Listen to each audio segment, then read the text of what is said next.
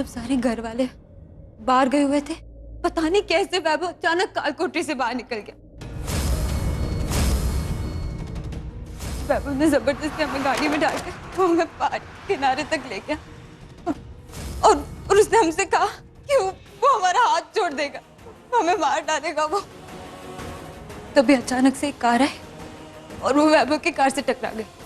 वैभव को भी जोर से झटका लगा और उससे हमारा हाथ छूट गया और हम सीधा खाई में जाके गिर गए।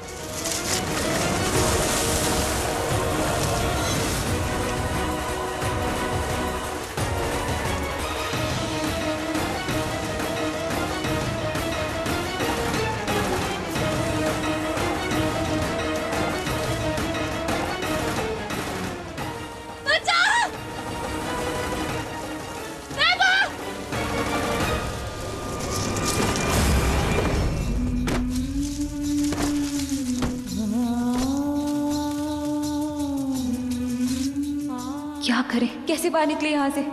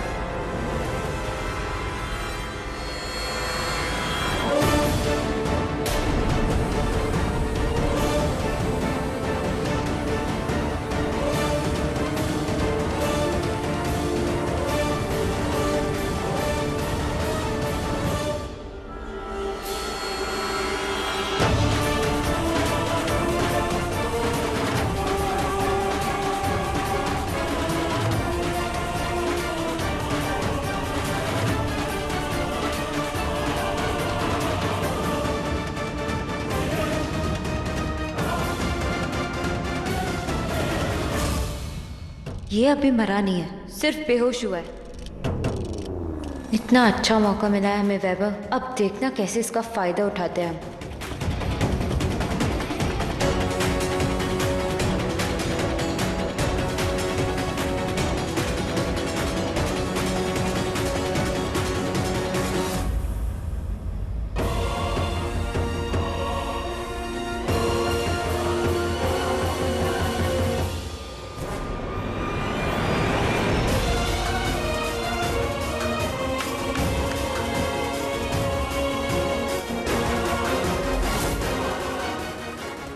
अब सबको पता चलेगा कि तुमने हमें मारा है। तुम चाहे कितना भी मना कर लो, पर हम तुम्हारे आसपास अपने खून के सबूत छोड़ देंगे। तुम हमारे खून के जुर्म में फांसी पे लटकोगे वैभव, तब जाके हमारा बदला पूरा होगा। हमने कभी सोचा नहीं था कि वैभव हमें सच में मार डालेगा, पर उसने ऐसा किया। वैभव से इस बात का बदला लेने के लिए हमने ये प्लान बनाया, ताकि वैभव जेल की सलाखों के पीछे सड़ता रहे, ये पत्नी के खून के इल्जाम में। भी हमें पता था कि हम वैभव से अकेले बदला नहीं ले सकते, इसलिए हमने सुधा की मदद ले ली। सुधा को पता था ये सब कुछ? तो प्रियो, सुधा को पता था तो सुधा ने हमें क्यों नहीं बताया? कि प्रियो, हमें तो बताना चाहिए था ना कि हम इतनी चिंता में थे। भी हमने ही सुधा को कसम दी थी कि वो तब तक किसी को कुछ ना बताए जब तक हम अपने प्लान में कामयाब नहीं हो जाते और उस वैभव को जेल नहीं भिजवा देते। प्रियो, वैभव की गाड़ी में वो तेरी डायरी, तेरी चेन, वो वैभव के कमरे में वो खून के धब्बे, वो सब कैसे? दी वो सब भी हमने किया था। मतलब?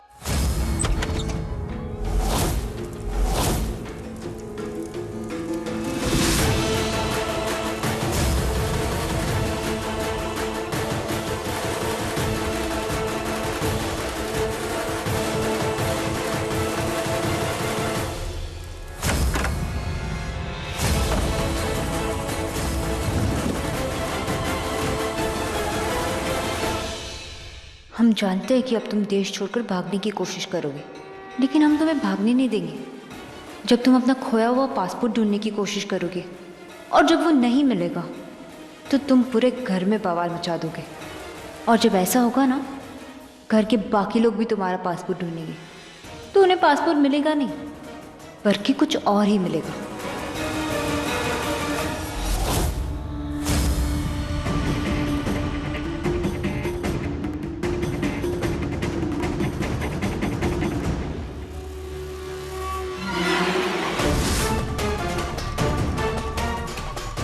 जिस रात वैभव ने एक्सीडेंट के बाद अपनी गाड़ी हवेली के गैराज में छोड़ दी, उसी रात हम और सुधा आए थे चुपके से अपनी डायरी रखने के लिए।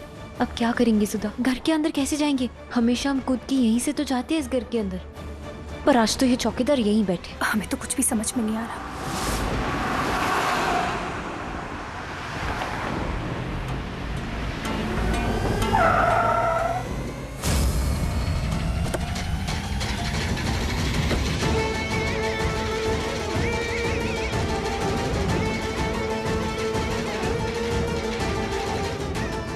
अब क्या करना है?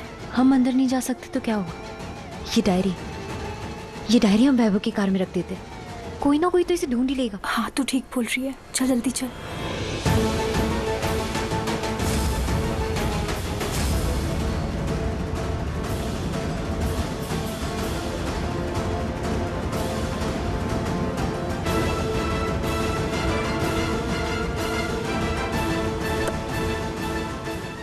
खुल गया।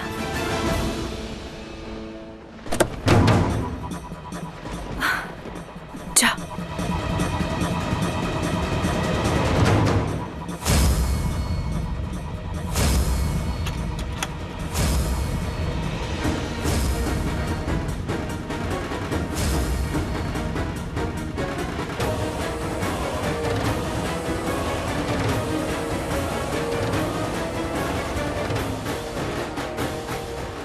चल प्रियू निकलते हैं, चल।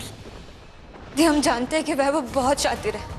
उसने तुझे यही बताया होगा कि वो हमें माँ बाबा के पास छोड़ने आया और हम हरिद्वार चले गए दी, लेकिन सुधा ने पता लगाया था कि उसने माँ बाबा को और पड़ोस वाली चाची को पैसे खिलाए थे तुझसे झूठ बोलने के लिए।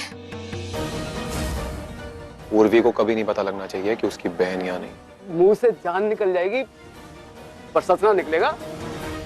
प्रियो, हमारी तो माँ से भी बात हुई, उन्होंने खुद बताया कि तू पहुंच गई उनके पास। हाँ बेटा, वो तो कल रात को ही आ गई थी वैभव जी के साथ। दी, तू बाबा को तो जानती है ना, उन्होंने माँ को डरा धमका कर वैभव के पैसे लेकर झूठ बुलवा दिया होगा ताकि वो अपने प्लान में कामयाब रहे। हम बस वैभव जी को बताना चाहते थे कि वो एक औरत के सम्मान को ठेस पहुंचाकर उसे मारने की कोशिश करके बच नहीं सकता। हम तो उसे ये बताना चाहते थे कि एक औरत की हाय, उसकी बद्दुआ क्या होती है। मुखी जी, हमें माफ कर दीजिए। हमें नहीं पता था कि हमारे कारण आपको जेल जाना पड़ेगा। हमें नहीं पता था कि बात इतनी आगे बढ़ जाएगी। बड़ी हिम्मत वाली है तू प्रियासी। हमने इतना सब कुछ सहने के बाद भी अकेले गुनहगार को सजा दी थी। प्रियो, तुझे कैसे पता चला कि जो मुखी जी ने वैभव को गोली मारी थी वो उससे वो मरा नहीं है, वो जिंदा है? और वैभव की बंदूक में जो गोलियां थी वो असली नहीं, वो नकली गोलियां थी। ये तो सिर्फ हमें ही पता था। और वैभव ने जो बुलेट प्रूफ जैकेट पहनी थी वो वैभव के अलावा किसी को भी नहीं पता था। प्रियो, तुझे कैसे पता? नहीं, जब मुखी जी ने वैभव को गोली मारी तब हमें भी यही लगा कि वैभव अब नहीं रहा है, और हमने ये भी सोच लिया था कि आप सबने मान लिया होगा कि अब जिंदा नहीं रहे, तो हम यहाँ पे आकर करते भी क्या। इसलिए हम सब कुछ छोड़ के एक नई जिंदगी जीना चाहते थे। उस रात हम हवेली में भी आए थे अपना कुछ सामान लेने, तभी हमने अंजलि भाभी को देखा चुपचाप हवेली से बाहर जाते हुए। क्या? अंजलि को? जी मुखी जी।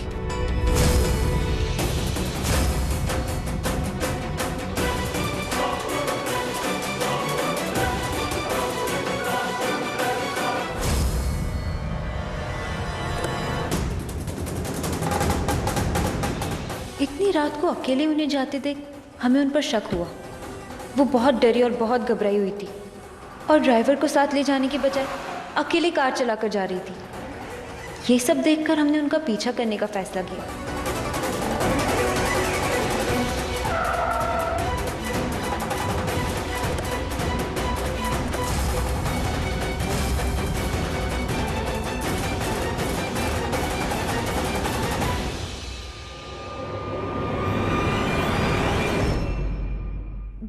भैया 5 मिनट।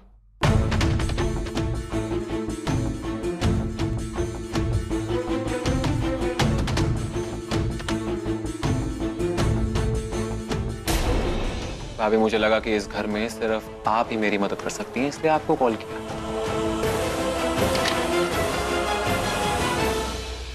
लेकिन ये चमत्कार हुआ कैसे? आपको तो सीने पे गोली लगी थी, आप तो मर चुके थे। जेठ जी ने तो हम सबके सामने आपको गोली मारी थी, तो आप जिंदा कैसे हो गए? भाभी यही तो मेरा प्लान था। मैंने जानबूझकर भैया के पास बंदूक गिराई ताकि वो बंदूक उठाएं और 1 महीने बाद ज्योति और मैं लंदन होंगे। मुख्य जी जेल में सड़ रहे होंगे और वो मोल की हवेली से निकाली जाएगी। अब उन दोनों की बर्बादी का टाइम शुरू। मुझे तो विश्वास ना हो रहा कि अंजलि ये सब काम कर सकती है। ये सब कुछ अंजलि भाभी ने ही किया। इंस्पेक्टर साहब ने हमें पहले ही बता दिया था कि अंजलि प्रताप सिंह के नाम से एक टिकट बुक हुई है हिमाचल जाने वाली ट्रेन की। वो टिकट अंजलि भाभी ने वैभव के लिए ही करवाई ताकि वो यहाँ से भाग सके। हम जानते हैं कि हमने वैभव का खून किया है, लेकिन वैभव जैसे राक्षस का अंत होना बहुत जरूरी था मुकेश जी। उस जैसे हर बलात्कारी का अंजाम इतना ही दर्दनाक होना चाहिए ताकि और कोई दोबारा ये करने की कोशिश ना करे। मुकेश जी, हम तो चाहते थे कि वैभव को कानूनी सजा दे, लेकिन जब उसने हमारी दीदी पे और मानस पे बंदूक तानी तो उन्हें बचाने के लिए हमारे हाथ से गलती से गोली चल गई। मुकेश जी, मैं जानता हूं तन्ने वैभव के साथ जो भी किया ना, वो जानबूझ के ना किया। तो तूने जो किया ना वो न्याय था। वैभव जैसे राक्षस के लिए, जैसे पापी बलात्कारी के लिए यही सजा होनी चाहिए तो तूने दी। गांव का मुखिया होने के बाद भी मैं तन्ने न्याय न दिला सका, वो भी एक बार ना दो बार। पहली बार जब उसने तेरे साथ बलात्कार किया और दूसरी बार जब वो तन्ने जान से मारने की कोशिश की। हो सकता है कि जैसे वो मेरे न्याय तक बच गया, कानून के न्याय तक भी बच जाता, लेकिन भगवान के न्याय तक कोई ना बच सकता। भगवान ने उसको सजा तेरे हाथों से दी है। इसीलिए कहते हैं ना कि उसकी लाठी में आवाज नहीं होती पर इंसाफ होता है। इसलिए ऊपर वाले ने उसको सजा तेरे तक दी। तू तो सिर्फ एक जरिया थी। इसीलिए मैं तन्ने न्याय दिलाने की पूरी कोशिश करूंगा कि तू जेल से बाहर आ जाए, क्योंकि तन्ने जो भी किया वो मानस और बाबरी को बचाने के लिए किया था। इसलिए तेरे इस केस के लिए मैं बढ़िया से बढ़िया वकील रखूंगा। और मैं तन्ने वादा करता हूं कि मेरे तो जो भी बन पड़ेगा ना वो तेरे लिए करूंगा, पीछे ना हटूंगा। धन्यवाद मुकेश। चलिए चलिए, मुलाकात का समय खत्म हो गया।